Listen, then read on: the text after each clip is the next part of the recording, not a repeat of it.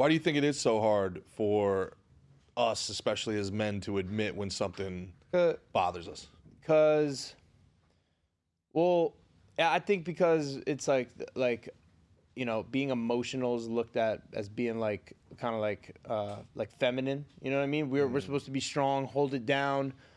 You know what I mean? Like, nah, bro, I'm good. I'm good. You know what I mean? We're especially his generation of men, for sure. Yeah, but even the way like we came up, like if you cried, you're a baby. You know what I mean? Or And that's the something best worse. word that people. That was what I'm saying. saying. That was me being PG. You know what I'm saying? Yeah. Yeah, but yeah, no, it's yeah, I just think caring and, you know, recognizing that and like, you know, confronting our emotions like with reality, like, you know what I mean? It's easier said than done. I know I'm not the best at it. I can even say that because that's like something that I like have to like kind of make a concerted effort to try and be better at, you know? But I think you can anytime you confront things with reality, you can then use that and for growth. I think all that is growth food, growth fuel, growth material. Yeah, and you know what you're saying really resonates with me because for a very long time, when I got released, when I wasn't drafted, when because you were bad at baseball. Because I was very bad at baseball. I'm just kidding. Well, you were the best player in college baseball in 2006. Yeah, no big deal. Must have been pretty. Yes, but that's the thing. I would always like be like, whatever, I don't care. But it would keep me up at night. And I think a lot of the self-destructive shit that I did afterwards was directly related to like not whatever, how to use these terms, but not processing the trauma. Yeah.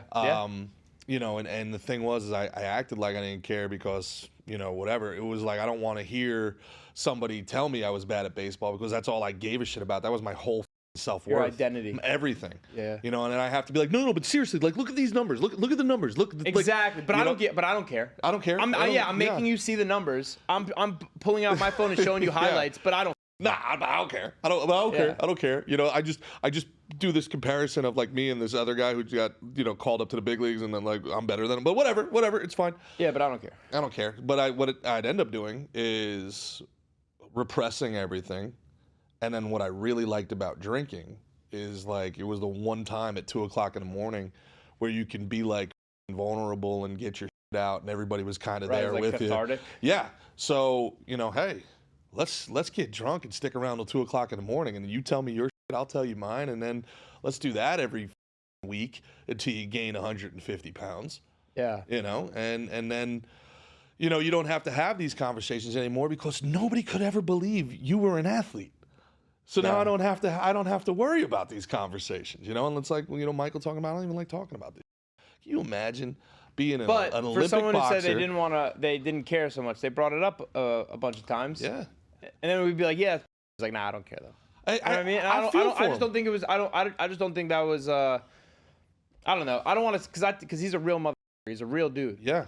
I think it's like something where you're like battling. You're battling that. You know what I mean? You're battling your real feelings a little bit. I mean, also part of it is he's a competitor. He doesn't want them, the quote unquote them, to feel like they're winning.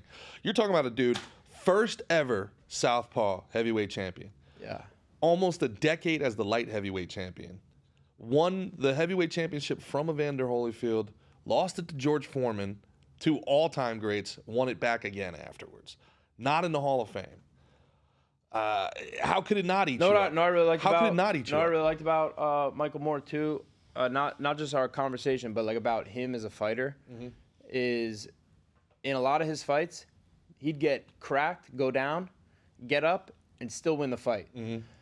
There's not a lot of examples of that in fights. When people get cracked and they go down, that's where you really see your heart and your balls. And that dude's got heart. That dude's got balls. You know, like, and I think, I think, you know, that's maybe it's the same thing, or maybe it's actually like the opposite, where he confronted, I just got my pants dirty, I got knocked to my butt, but now I'm back up and I'm coming back in this fight. Yeah. You know what I mean? Because he fucking cared about winning and shit. Yeah. You know, so I think that, like, that type guy, like, you got knocked down and disrespected by not being put in the Hall of Fame. You know, whatever you're gonna do next, the business things he wants to get into. He's gonna go be great at that. If he's able to channel that same competitive nature. Exactly. Gotcha.